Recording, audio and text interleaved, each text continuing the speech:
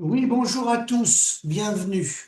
Alors, je voudrais faire une vidéo aujourd'hui pour essayer de décortiquer, d'expliquer pourquoi le monde agricole, de décennie en décennie, les agriculteurs s'accrochent à ce métier malgré les 2,5 suicides par jour, malgré les 6 tentatives de suicide par jour, malgré tous les problèmes qu'on connaît au niveau économique dans le monde agricole, même si environ un petit 15% d'agriculteurs ont des rémunérations qu'on peut qualifier d'acceptables, c'est-à-dire au-dessus du SMIC brut, et on va dire même au-dessus de 2 000 € mensuels, à tenir sur une longue période avec amortissement. Il y en a un petit nombre, plutôt entre 10 et 15% qui sont dans ce cas-là. Donc ça veut dire que l'immense majorité des paysans, 80, plus de 80%, 80, 82, 3% des paysans sont en dessous le SMIC brut. Et nombreux sont ceux qui sont autour de 1 000 €. Je parle toujours sur une moyenne avec amortissement. Alors, le titre de ma vidéo, je pense qu'il résume bien ce que je vais dire. Agriculteur, un métier passion qui piège plusieurs générations. Alors, je voudrais remercier tous ceux qui m'envoient des articles puisqu'ils me demandent d'intervenir. Alors, je vais commencer par Gérard, que je salue. Gérard de la Vendée, qui m'a envoyé un article, je ne l'aurais pas vu, et je vous remercie les gars de me les envoyer parce que on n'a pas forcément le temps de tout voir et de tout lire. Lancez-vous dans les brebis laitières. Donc ça, c'est de la com qui est fait par tout le réseau que vous connaissez, hein, Chambre d'agriculture, coopérative, etc. Lancez-vous dans les brebis laitières. Il y a la ministre de l'Agriculture, il y a très peu de temps, qui a expliqué il manquait des œufs en France. Donc c'est l'équivalent d'un grand bâtiment, d'un grand poulailler, poule pondeuse par département, en gros, hein, pour qu'on reprenne, selon Madame la ministre, notre souveraineté. Et puis ça, vous allez voir ça à longueur de journée maintenant, là, ça va être une déferlante médiatique, déferlante médiatique. C'est pour ça que pour ceux qui me suivent et qui m'encouragent, je vais vous donner des informations. J'en donne aux jeunes et aux moins jeunes. Alors, il y a des très bonnes nouvelles, c'est qu'il y a des jeunes, quand je parle des jeunes, hein, c'est des gens entre 17 et 30 ans qui sont pour s'installer, qui me contactent. Certains n'ont rien compris, mais certains ont compris. Donc moi, il suffit il y en ait déjà 3 par semaine qui m'appellent en m'expliquant qu'ils ont compris et qu'ils vont changer de stratégie à l'installation. Ils vont s'installer, mais dans des trucs très modestes, en investissant, pardon, très peu, ou qui vont plus s'installer parce qu'ils ont compris où était le piège. Donc pour moi, c'est une grande satisfaction de savoir qu'il y a des gens qui ont fait marche arrière et qui ont compris mes propos, puisque bon, j'ai des comptabilités ici à l'exploitation, donc s'ils veulent les preuves, c'est confidentiel, mais je peux leur montrer des comptabilités pour bien leur démontrer que ce que je dis, c'est vrai, hein, en cachant le nom, bien sûr, hein, mais que ce que je dis est bien vrai, il n'y a pas de rentabilité dans ce métier. Et donc, je rebondis là-dessus, donc le titre de ma vidéo, Agriculteur, un métier passion qui piège plusieurs générations. Alors, là, vous m'avez envoyé également, c'est très important, euh, la viande bovine, ça a pris plus d'1 € du kilo. C'est du jamais vu. Après des années de crise, le prix du veau s'envole. Tout ça, c'est de la com, hein, vous allez voir. Hein. C'est enfin l'heure de l'embellie pour les éleveurs de veaux. Le prix des broutards se sont envolés. Écoutez bien, envolés. Tout ça, ça a un sens. Hein. C'est de la communication pour entraîner des petits soldats parce qu'ils ont besoin de petits soldats. Ils ont peur que le, que les, que la, les normes d'agriculteurs baissent trop bas. Explication de ce phénomène au marché au cadran de Rabastens, de Bigorre, aux Pyrénées. L'essentiel du jour, notre sélection exclusive, etc. Donc, ça a l'air de continuer. On a augmenté en tout cas, et c'est le maintien des productions qui est en jeu. Cela permet de renouveler les générations, les agriculteurs vont reprendre le moral, etc., etc. Alors, pourquoi ils font ça? Alors, ils font ça parce que quand il y avait eu les quotas laitiers 84 Michel Rocard, il y avait 396 000 fermes qui produisaient du lait. Alors, je vous parle, je dirais, il y a autour de 40 000 fermes. C'est-à-dire qu'on a enlevé un zéro, vous voyez? 400 000 à peu près, 40 000. Là, ce qui est en train de se jouer, je vous parle du lait, c'est pareil dans les autres productions, c'est de dire qu'en ce moment, les prix ont augmenté. Ce qui est vrai, les prix ont augmenté. Le lait, il a été payé au même prix de 1951 jusqu'à la guerre en Ukraine. Il s'est baladé de moyenne, si on fait une moyenne, il a été payé entre 30 et 33 centimes, plutôt du 32, d'accord? Et avec le conflit en Ukraine, l'augmentation de tout a flambé, l'électricité, vous le savez comme moi, tout a flambé. Donc là, ils n'ont pas pu tenir à 32, parce qu'on aurait tous déposé le bilan. Donc ils sont montés, allez, on est dans une fourchette entre 42 et 46, 45, on va dire, le prix de base. En viande bovine, idem, comme tout a flambé, vous avez vu que le prix des bovins a augmenté. C'est une certitude. Le prix des broutards a augmenté. Le prix, globalement, il a augmenté. C'est une certitude. C'était une obligation, sinon tout le monde mettait la clé sous la porte, puisque les gens mettent la clé sous la porte malgré les augmentations. Posez-vous pour plusieurs questions. Aujourd'hui, c'est possible de payer des bêtes plus de 6 euros du kilo de carcasse, 7 euros du kilo de carcasse. C'est possible d'avoir un lait payé plus de 50 centimes, avec la matière grasse, tout ce qui va avec. Hein. Vous êtes bien d'accord, hein. C'est possible. Et quand on manifestait, quand on a remis en cause le modèle économique en 2009 avec Pascal Massol, que je salue, de l'appli nationale, avec tous les gens que j'ai rencontrés cette semaine dans le sud, Tarn-et-Garonne et ailleurs, que je salue, de l'appli, tous les gens courageux, France Milleboard et autres, tous ceux qui ont participé à l'appli, les premiers qui ont lancé le mouvement dans mon département, bien avant moi, hein, je les salue. Et à l'époque, on était traité de farfelus parce qu'un litre de lait à 40 centimes, ce qu'on réclamait, il était 30, payé 30 à l'époque, 10 centimes de plus du litre, on était des malades, on était des farfelus. Farfelus. Bon. Aujourd'hui, avec la qualité, il y a beaucoup de gens qui livrent du lait à 50 centimes, voire plus. Ils n'ont pas dit que c'était des farfelus, ils disent que c'est bien. Alors, c'est bien par rapport à quoi? Non, parce que par rapport au coût de production, si on veut faire une comptabilité très précise, un arrêt sur image, un producteur de lait, il y a 15-20 ans, quand il était à 30 centimes, avant la crise de 2009, hein, entre les années 2000 par exemple, entre les années 2000 en enlevant l'année 2008 qui était une année à part, hein, et l'année 2009 qui était une année à part, si on prend les débuts des années 2000, du lait payé à 30, entre 30 et 32 centimes, la marge des producteurs de lait était meilleure qu'aujourd'hui. C'est ça qu'il faut que les jeunes y comprennent. Et pourquoi? Parce que vous le savez, le prix veut rien dire.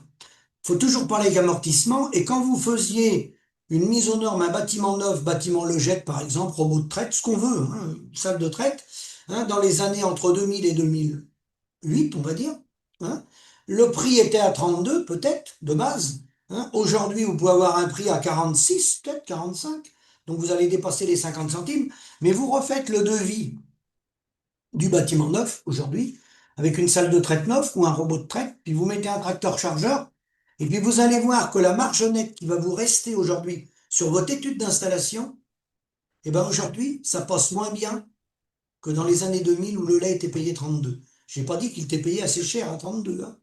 Ne me faites pas dire ce que j'ai pas dit. Je dis que quand il était payé ce prix-là, c'était nous qui avions raison, l'appli nationale. Fallait déjà être à 40 centimes à ce moment-là. Fallait déjà être à 40 centimes. Hein. Il manquait au moins 10 centimes du litre. Hein. Et on a pris encore du retard. Donc aujourd'hui, s'il est payé autour de 45 de moyenne, si vous rajoutez 10, ça fait 55. Mais comme on a pris du retard, aujourd'hui, le coût de production, il est beaucoup plus élevé que ça. Il est bien au-dessus de 60. Si on veut vivre dignement, il est bien plus élevé que ça. D'accord? Et le résultat, ben, il est qu'ils ont découragé les gens. Donc là, qu'est-ce qu'ils vont faire? Ils vont communiquer sur la hausse des prix, pas sur les marges nettes, sur la hausse des prix.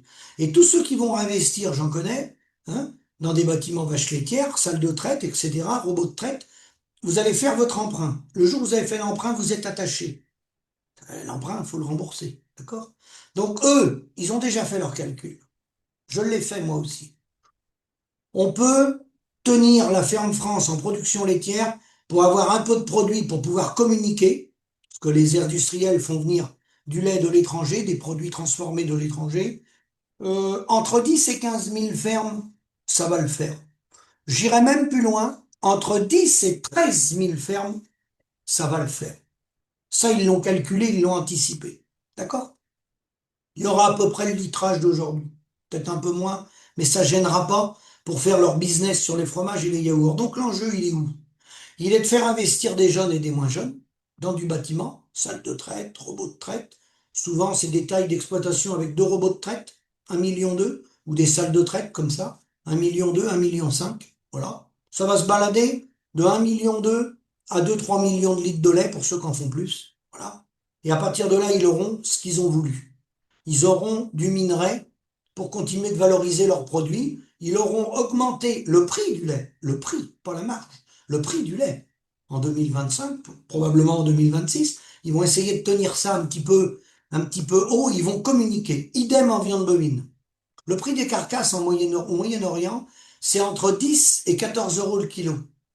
Et nous, on nous a expliqué, rappelez-vous, depuis des années, c'était pas possible d'augmenter la viande bovine, vous savez. Même les bonnes vaches, les bêtes de forme, les culardes, c'était pas possible de payer les bêtes plus chères. Vous avez vu là? Ils trouvent plus de marchandises. Bizarrement, là, ils ont monté le prix. Le prix, pas la marge. Idem en viande bovine.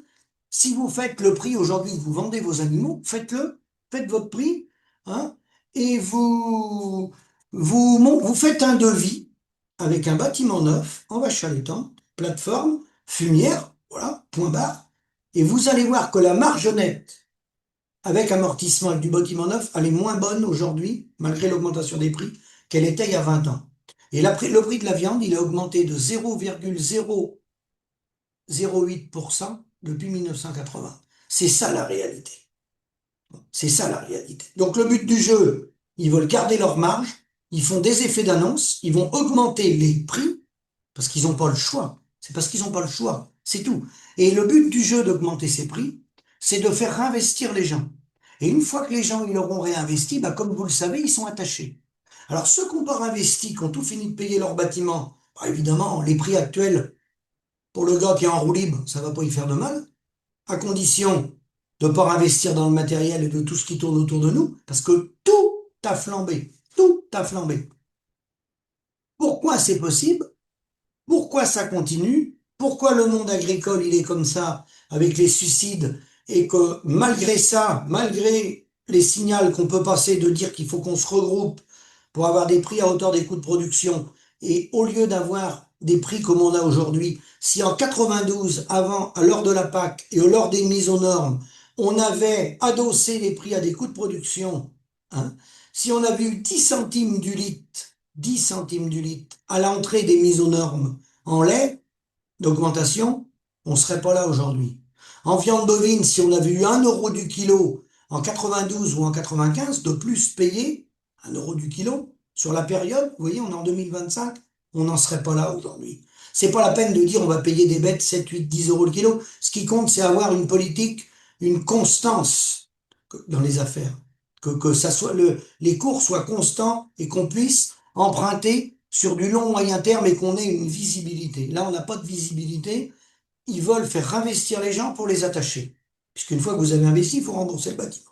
Alors pourquoi c'est comme ça? Eh ben c'est comme ça, c'est le titre de ma vidéo, Métier passion, plusieurs générations. Dans ces métiers-là, l'immense majorité d'entre nous, ça va évoluer avec les gens de la ville, les néo-ruraux, et c'est plutôt une bonne nouvelle. Je les encourage pour ceux qui viennent, et j'adore dialoguer avec eux, parce qu'ils nous apportent un autre type de raisonnement. Pourquoi? L'immense majorité d'entre nous, moi comme beaucoup d'autres, on a pris derrière nos parents et nos grands-parents. Quand on a repris, ils voulaient qu'il y ait quelqu'un qui reprenne la ferme. Hein, un garçon ou une fille, mais ils voulaient que la ferme soit reprise. Pourquoi? Parce ils ont sacrifié leur vie, les parents, pour monter une ferme. Ils ont sacrifié leur vie. Ils ont parfois acheté du foncier, ils ont monté un corps de ferme, ils ont payé leur maison d'habitation avec beaucoup de travail, beaucoup d'heures de travail, beaucoup de souffrance. Ils ne se sont pas prélevés de 1 000 euros par mois, nos parents et nos grands-parents. Vous le savez, ça. C'est connu que c'est des revenus très faibles, l'agriculture. Donc, ils ont ce qu'on appelle capitalisé. Quand ils arrivent au bout, ils veulent pas que leur vie de travail parte en fumée. Donc, que ça soit vendu à des étrangers ou à des voisins ou bradé. Donc, souvent, on a le réflexe d'installer nos enfants. Et les parents, comme c'est leur vie, ils restent dans la ferme à travailler avec les enfants. Ils aident les parents très souvent jusqu'à la mort. Le père, c'est pas rare de les voir sur les parents, surtout les hommes, de les voir sur les tracteurs jusqu'à 80, 90 ans, et les femmes dans les salles de traite parfois jusqu'à 70, 75 ans, j'en connais. On a des dossiers où on a des gens qui sont avec leur mère, qui ont plus de 75 ans et qui sont dans les salles de retraite. Et cet attachement-là, cette passion-là, fait que on est pris dans un cercle, on est conditionné à tenir notre outil de production qui est en fait notre vie, parce qu'il n'y a pas de séparation dans ce métier-là entre la vie privée et la vie professionnelle de la ferme. On est toujours au travail. La maison, elle est à côté de l'élevage, de vaches ou de canards. Il n'y a pas de séparation. On vit que pour l'exploitation, au détriment de la vie privée.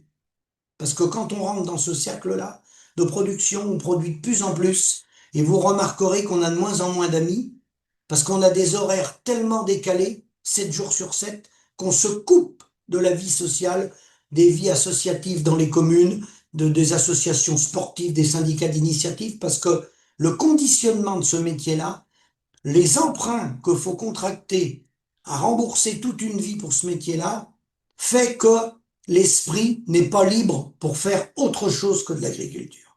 Et on est conditionné à ça. Et quand on décide, nous, les enfants, de dire ça nous intéresse pas de prendre la ferme, ou je vais arrêter la ferme, ou je vais arrêter les canards, les cochons, ou les vaches allaitantes, parce que je trouve que ça paye pas, puis j'ai pas envie de passer ma vie avec ma femme qui est jeune, on va pas se sacrifier pour ce métier-là, beaucoup d'heures pour peu de revenus. Là, vous allez vous prendre en pleine face les parents, les deux, les parents, le père et la mère. Pour eux, si on jette l'éponge, c'est une trahison, c'est la trahison de la ferme familiale qui a été montée à bout de bras par eux. Ils se sont sacrifiés pour monter cette ferme-là. Et nous, on dit, bah non, nous, on veut voir une autre vie, on veut vivre comme nos amis, hein, comme les patrons d'entreprise, comme un maçon, comme un couvreur, qui, bah, le vendredi soir, quand même, avec ses salariés, il ferme la clé du hangar, et il reprend le lundi matin, et il a une vie de couple avec ses enfants, il voit ses enfants, certes, il bosse beaucoup, mais il a des coupures, il a des coupures. Il peut aller à un mariage à 4 heures de chez lui, il peut aller à une sépulture à 5 heures de chez lui. Avec des animaux, c'est impossible. Avec des animaux, on est en prison. Et on est en prison, pourquoi? Parce qu'on n'a pas de rémunération. Si on avait une digne rémunération, ça se calcule dans le business modèle, on doit pouvoir se faire remplacer. Et on a ce qu'il faut pour nous remplacer. On a des gens qui sont capables de venir travailler dans les exploitations, mais il faut leur donner entre 2000 et 2500 euros net mensuels, avec des horaires annualisés. Et pour faire ça, c'est pas en vendant les bovins au prix qu'on les vend aujourd'hui et du lait à 46 centimes en prix de base que ça passe. C'est faux. Totalement faux. Simplement, l'enjeu des gens qui nous entourent, vous avez bien compris que eux, ils vont communiquer à fond. Pourquoi?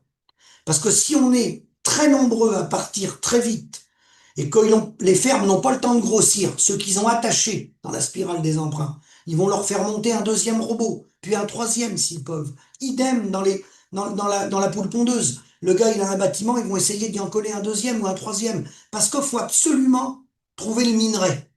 Parce que si le minerai, la quantité de minerai descend trop bas sur la ferme France, eux, ils ont plus à manger. Vous voyez de qui je veux parler? C'est tout le secteur marchand. Le secteur marchand qui nous entoure, tous, hein, qu'ils soient tertiaires, vendeurs d'engrais, vendeurs de tracteurs, si la ferme France descend très bas en production de minerais, eux, ils n'auront pas à manger. Parce que eux, ils vivent sur l'activité. Donc, le seul but du jeu, tous les articles que vous allez voir, que le prix de la viande a augmenté, que le lait n'a jamais été aussi cher, ce qui veut absolument rien dire. Un prix n'est pas une marge. Ça n'a qu'un objectif, c'est de vous faire investir, les gars. Et une fois que vous aurez investi, le problème, ça va devenir le vôtre. Ça sera plus le leur.